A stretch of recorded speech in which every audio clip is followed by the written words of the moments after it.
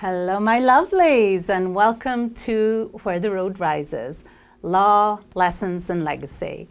With me, your host, Eileen Curlin-Walsh. Legacy is the heart of our show today. Of the many aims of this platform, perhaps the most important is to tell our stories, connect and learn and heal and celebrate through our shared heartache and triumph as we go through our journey in this amazing life. Our guest today, Jim Zwit, perfectly embodies that mission. Jim will summon the hard-earned wisdom he has gleaned from growing up in a large family in Evergreen Park, through combat in 1970s Vietnam, to miracles in modern-day Chicago. He will reveal the stories and experiences that have colored and shaped his worldview. Welcome, Jim. Thank you very much, Eileen. Oh, I'm so delighted you're here, Jim. And why don't we just start a little bit with that childhood and one of 8, 9 siblings in Evergreen Park? Yes. Well, actually, it was in Chicago on the south side of St. Bede the Venerable Parish. Okay. 79th and Cicero. I'm one of 9 children, and I attended St. Bede the Venerable, and I went to Bogan High School. And shortly thereafter, I attended the University of Illinois Chicago. And when I decided I was smart enough to quit school, and my draft number was relatively low, and in all my infinite wisdom, I decided to quit school. And then guess what? The draft came along, and I ended up in Vietnam. And what was the journey there? Where did you train? How was your training? And where did you land in Vietnam? And what were your thoughts? In February of 1970, I was in Fort Campbell, Kentucky for 8 weeks, followed by advanced infantry training in Fort Polk, Louisiana. They sent me home for 30 days, which is what they did in that time period. And July 1st, I found myself 8,000 miles from home in a foreign land. And really, it was a rude awakening, let's say, to my whole system. 19 years old, being that far away, mixed in with a hodgepodge of society. Guys that I never would think I'd ever meet, from Alabama, Kentucky, Alaska, New York, California, all different creeds and colors, and our habits, our eating habits even were different. The things that meant so much to us were different. But it was a learning experience that I think I've taken with me my entire life. Yeah. And had you traveled outside the U.S. before you went to Vietnam? Well, back in 1970, being from a large family, when we took a vacation, if we went to Michigan, Wisconsin, Indiana, Iowa, that was a trip. I mean, you didn't go to California, New York, or Florida. In those days, it was travel by your station wagon or whatever. Mm-hmm. So I didn't do a lot of traveling at that point, and that's what it was back in the 70s. So even the culture, the heat, the smells were very, very different from everything you. Not talk of being in the middle of a war, of combat. Yeah, the first thing I will tell you, people say, what was it like when you got to Vietnam? And it was the smell. I don't know if it was the fuel oil that we burned or what it was, but the country had a different smell, and it was extremely hot, and it was very primitive. The people in Vietnam, they didn't have a lot of the advanced technology that we had even at that time in the United States. I mean, when they worked the rice fields, they did it with water buffaloes, and it was almost like going back in time, seeing some of the primitive ways that they did things. Yeah. And were you prepared for the war? Did you feel, not just being such a young man, 19, were you militarily prepared for the missions that were in front of you? At 19 years old and going into the Army, I'd never fired a weapon in my life, never touched a gun, and it was a rude awakening. I wasn't really too good when I fired the M16 the first time. I don't know if I wasn't doing the sights correctly, but once they taught me how to fire the machine gun, I I didn't know if I was what I was gonna hit, but I was gonna hit something in front of me. So I volunteered to be a machine gunner, and I guess I was as prepared as I could have been in that short 16-week training period. And Jim, you encountered a mission there that truly changed your life. Could you tell us a little bit about that? Yes, I was roughly 10 months in country, and what people have to understand, you know, these fellas that I met in Vietnam, people ask me today, would you change anything? And I'll tell you no. And the reason is you could live next to somebody for 20 years here in your neighborhood, and there's not the camaraderie that you get in a combat situation. There's guys that I met for 2 weeks, 2 months, 6 months, 8 months, and they're my brother today. There's a bond that you cannot break. 47 years, and that love for your fellow man that you fought for, whether he be Hispanic, Black, Asian, whatever, we were brothers for life once we got in this combat zone. The mission that was the most changing point in my life was April 15th, 1971. We were given a mission to recover a fallen soldier that was killed a couple days earlier, and they couldn't retrieve his body because they were under such heavy fire. And they sent our unit, which was, we were 78 strong, into this region where the body was. And we were told that there was 100 to 200 enemy, and I found out 13 years later there was 1,500 enemy waiting for us. And they lie in waiting, and as we went in to get the body, they just waited until we got to the point of no return, and they sprung a trap on us, and 8 of our guys were killed, 13 were wounded. So we lost nearly 20% of our company. I was severely wounded in the mission. I was not given much of a chance to live. Fortunately, through the grace of God, I survived 20 months of hospitalization, 18 surgeries. I lost like 85 pounds during this period, and I wasn't, you know, there wasn't much left of me, but I never stopped believing that I could survive. And my desire to, you know, beat this whole thing, you know, is why I'm here today. Jim, tell me about your rescue with the helicopter. I watched some footage about that, and my sons were riveted.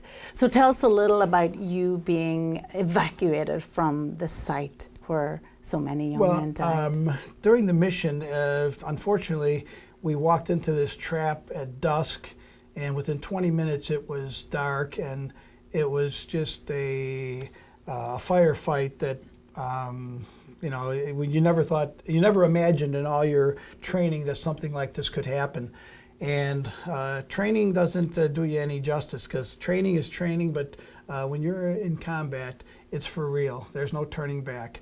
My rescue at roughly 10:30 in the evening in triple canopy jungle, they could not land to get me out. They could not drop a basket. And what they do in that situation, the helicopter will hover above the tree line about 200 feet above the ground and drop a wire cable. And on the bottom of this cable is a ball with 3 2-inch slats that they are spring operated, and they pull down, and you put your butt between them, and they put a little belt around you, and then they try to get you out. Well, as they were trying to get me out of the jungle that night, the helicopter was under such severe fire, and they were afraid of getting shot down. So the initial thing what's supposed to happen, I did a training mission about 2 weeks prior to this happening. I volunteered to do this exercise, this you know how they save somebody. And you're supposed to, you know, get loaded up, and you're supposed to get pulled up, put on the helicopter, and then they fly away. Well, they were under in such intense fire that I was about 35 feet below the chopper when they had to make a decision to abort the mission, which means cutting the cable and dropping me. And I'm your favorite subject, history, at that point. Or the the second thing, they decided they were going to try to get a little bit of pitch and get above the tree line. But as they took off, I was still 35 feet below them in the tree line with trees that were probably 200 and 300 years old, 3 feet apart. And I was the pinball kissing every one of them as they were dragging me through the trees, trying to get some height to get, out of the tree line. Well, when I got up to the helicopter and I was brought in, I was less than pleased with what they did for me. And I was probably not aware of what the enemy was trying to do. And when I finally did get in the helicopter, I wasn't, I didn't say thank you, let's say that much. But you were 3-4 hours wounded and a lot of lost blood and tremendous damage, so that you made it at all. And that is such an amazing story. Yeah. So let's move now to when you came back to the US and you were able to recover. What was the atmosphere like for you as a returning veteran? I know it's a little bit of a dark period in our history, but we're here to say what we learned through difficulties, not to create some rose-strewn pathway. So let's talk a little bit about what your experience was and how you were able to mentally deal with that, Jim. At that period, America, with the anti-war sentiment was very strong. The Jane Fondas of the world. Jane Fonda, when I was there, she was in North Vietnam, criticizing America and dressing up like a North Vietnamese soldier, and it was a terrible time. America was very ugly. And when a lot of us veterans came back, we came through the West Coast, whether it be Oakland or Seattle, and they gave everyone dress uniforms. And when these guys would get on the plane to come home, they were walking through the airports and they were spat upon. They were called baby killers because of the My Lai incident with Cali. And it was horrible for these guys. And, a lot of Vietnam veterans went into a cocoon after this happened. And I didn't talk about it for almost 30 years. Mm-hmm. And the sad thing about it is hopefully America learned our lesson, mm-hmm. where we are respecting our returning veterans. And we have. I mean, I'm the first guy out in line with the flag, mm-hmm. with these guys coming home. But a lot of guys from Vietnam still haven't recovered from the disrespect. And, it's not that we were never ashamed of our action, but we were caused to, not even talk about it, yeah. because of the reaction we were getting from our people back home. And if we are to learn from our mistakes, at least now we recognize the trauma, the burden on our returning veterans from Iraq and Afghanistan, and at least have some counseling available for them. Yeah, there was no counseling. You could be in combat on Monday and see one of your friends critically wounded or, heaven forbid, killed. Tuesday is your last day in country. Wednesday you fly home, and Thursday you're sitting at dinner, and there was no adjustment period. Mm-hmm. Today, God bless these guys that are coming home. They get a lot of help with the mental health side of it. But what people have to realize in America, I left Vietnam 47 years ago. Vietnam has not left me. Mm. These guys in Iraq and Afghanistan, Korea, it doesn't leave them. I mean, they may leave that country 50 years ago, 60 years ago, 70 years ago, 10 years ago. Mm. With the guys that are now coming back after 5 and 6 and 7 tours in Iraq and Afghanistan, everybody wonders, why do you go back? Why do you go back for a second and third tour? Because they feel guilty, because their friends, their comrades, like I have my comrades, they're still there. And they come home and they feel like they should be there helping them, And that's what people have to understand. The war zone never leaves the veteran. So if people keep that in mind, yes. It'll make it better. When you hear freedom is not free, it's words until you hear those words from a veteran who can tell us just what the cost really is. And you mentioned your comrades and the people who died that night. That eventually, in that mission, became life's work for you to find their families. And this is such a beautiful, uplifting story. Jim, yes. If you could share with the audience. What happened is there was when the guys who were wounded in Vietnam or heaven forbid killed, you know, the parents got a telegram home and somebody delivered it, and there was no explanation of what happened to their sons. So I tried as soon as I got well enough and got out of the hospital to try to locate families. All of my belongings were destroyed in the field, and that everything I had, my address book and everything, so I didn't have much to go on. So it took me 17 years to find the first family in 1988. Computers and cell phones came into play, and within 3 years I was able to find 7 of the 8 families, answer their questions. The families of those men who died on that rescue mission. Yes. And all their families really knew before was the official news from the government. So you went and found them and told them about their son's last hours. Yes, I was able to fill in the blanks for them. You know, you're never supposed to bury your child. That's not the circle of life. And these families gave the ultimate sacrifice. Memorial Day in America is 1 day a year. Their Memorial Day is 365, 24/7. It's never forgotten. And I was able to answer questions of these families. And if I didn't have the answer, I had enough of my friends that I was able to locate. We put the puzzle together. However, by 1991, like I said, I found the 7 of the 8 families. I wasn't able to find this 8th family, this William Ward. He was a black soldier from rural North Carolina, and for some reason I was always coming up with dead ends. And I just, I never gave up, but I just wasn't having any success. Well, on April 15th, 2011, I decided to go to the wall in D.C. I went there for the 20th anniversary, the 30th, and the 40th, and I usually met 2 or 3 guys, 2 of my buddies. We go there and we pray, we laugh, we cry.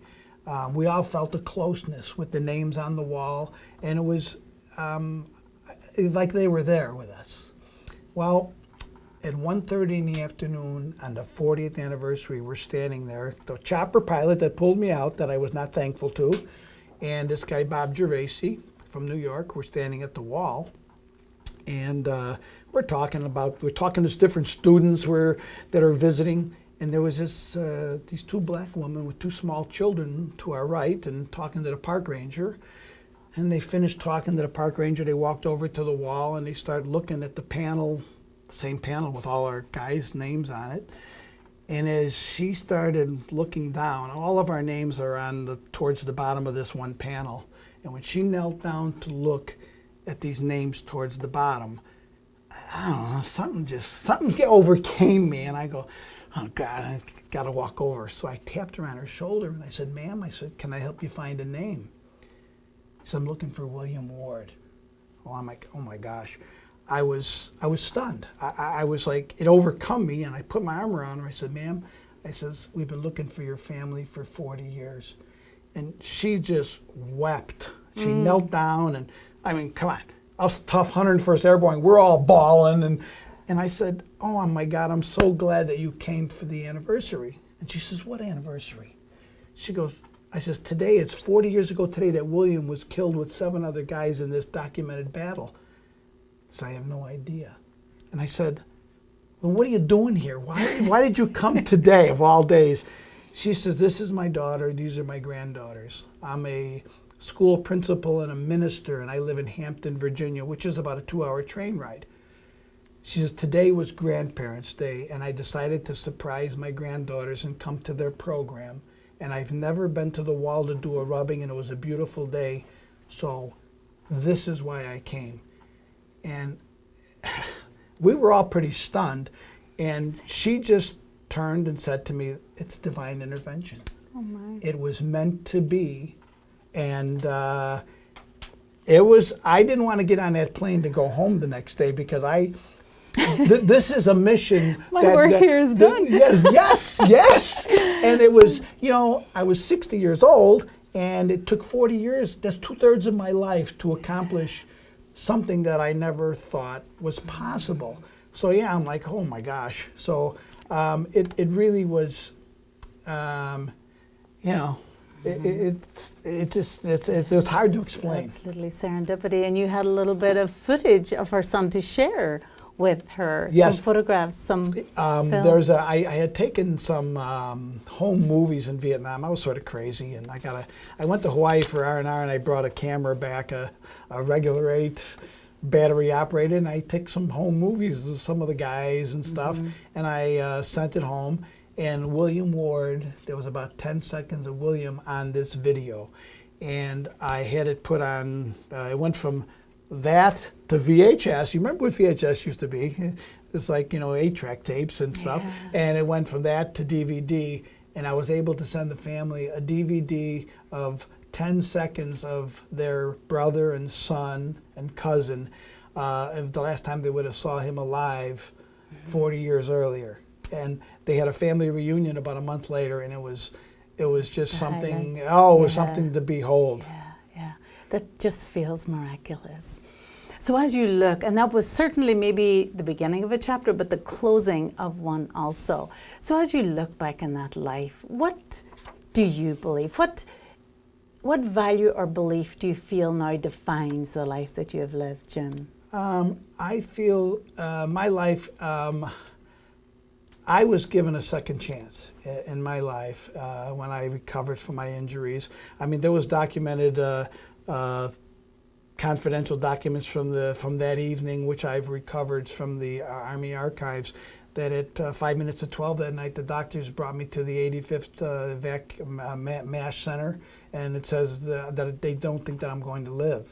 And that gives me that more of a drive. And I think it's important that I give back. And, I've I don't want to say I dedicated my life to that, but you know what? You treat others like you would want yourself to be treated. I could relate a story with please. In 1979, I was a police officer. I went from the frying pan into the fire. I went from Vietnam to the hospital, to being out of the hospital a couple months, to my neighbor talking me into taking a police exam, and then I was a policeman. You stayed in the fray. Yeah. So as a police officer, I was a plainclothes officer, youth officer, and I was assigned to the detail with Pope John Paul in October of '79 when he came to Chicago. And we were assigned, I believe it was October 4th, to the Holy Name Cathedral. He was just saying Mass there, and I was assigned to where the clergy invitation only was going to be.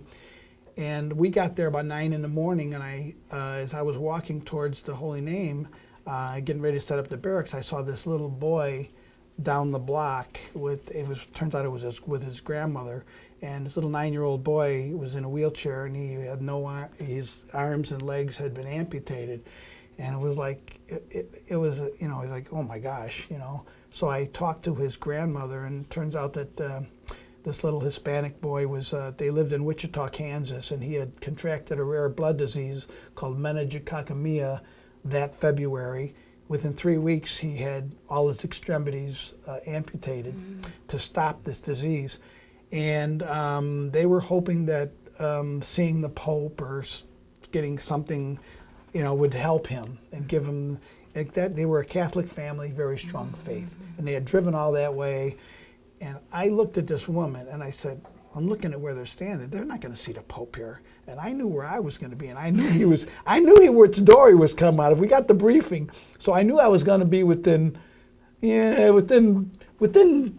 a close distance to the Pope. So I told her, I said, ma'am, if he comes with me at this moment, I said, I can get him inside the barricade. This is 9 in the morning, and Pope's not coming till 7. I said, if you trust me. She goes, I trust you. So I took the young boy in, and we took care of him all day, and at around 8 o'clock that night, out comes Pope John Paul, and I was at the bottom of the ramp he was to walk down after talking to the clergy. And he would have had to fall over this wheelchair that I pushed in front of him to avoid it. Yeah. He stopped.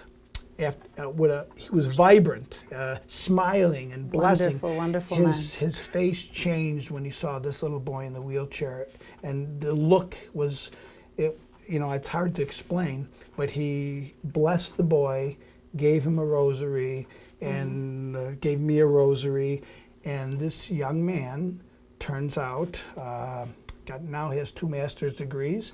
He works with handicapped children and adults. And in 2004, he won a bronze medal at the 2004 Greek Paralympics for a game called wheelchair rugby. And he does motivational speaking, and we still, visit and keep in touch. And he attributes that moment, meeting the Pope, to changing his life, and you instrumented that happening. I never look at it that way, but you just, like you say, you just, something. It just everything fell in place. Yeah. And you believe, but that faith informs your life, and you do believe in a God, and you believe that some things have been ordained to work out the way they did for you to make the contributions you made to life. Yeah, I have a strong belief in that. I do a lot of speaking at schools, and I do some inner city schools where they're a little less fortunate than some people, and I do stress. I did a speech yesterday at a school, and it's about a 90-minute presentation, and I tell these kids, whatever you decide to do in life, don't let someone tell you you can't, whether it be you want to be a carpenter, an attorney, a teacher, a doctor, whatever you decide. It's not that college isn't for everyone, but there's trades there. But don't let somebody tell you you can't, because if I would have listened to somebody say, you can't find the families, because the first 17 years finding that first family, I was only as good as that person that I called in the city where I thought my friend died, the newspaper looking for an obituary, and I never quit, and that's the message I give these children. Never quit and let somebody tell you you can't. Oh, that's a powerful lesson, and I think we will leave it right there.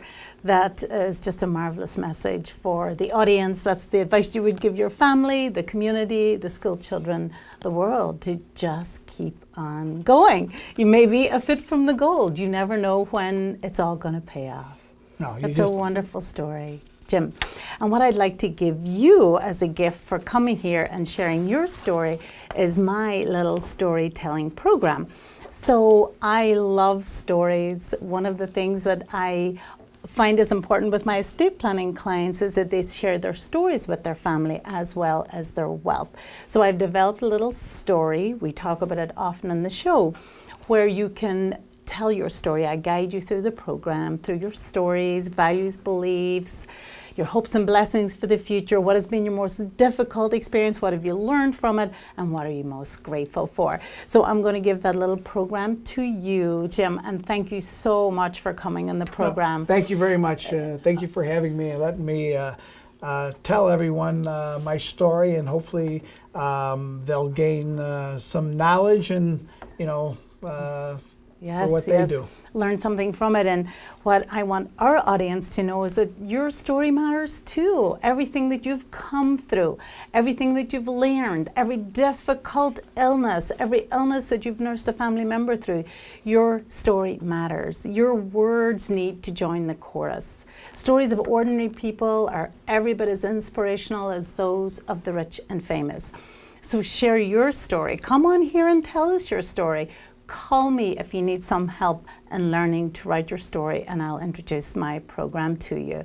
So thank you once again, Jim, for sharing your stories. Thank you, viewers, for watching, and I will see you next time on Where the Road Rises.